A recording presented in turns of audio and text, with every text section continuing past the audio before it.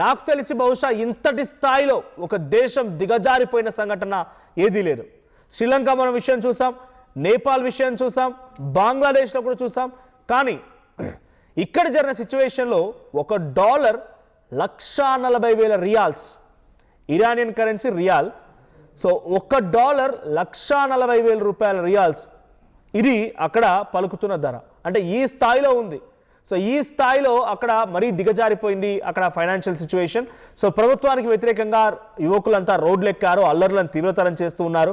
So దేశం మొత్తం కూడా ఆందోళన బాట పట్టింది. ఇక అక్కడి సుప్రీం లీడర్ అలీ ఖమేనీ కూడా ఏం చేయలేకపోతున్నాడు. కాబట్టి ఇక దేశం వదిలి పరారయ్యేందుకు సిద్ధమయ్యాడట. రష్యాకి పారిపోవడానికి అలీ ఖమేనీ సిద్ధమైపోయి అన్ని రకాలుగా ఏర్పాట్లు కూడా చేసుకున్నాడంట.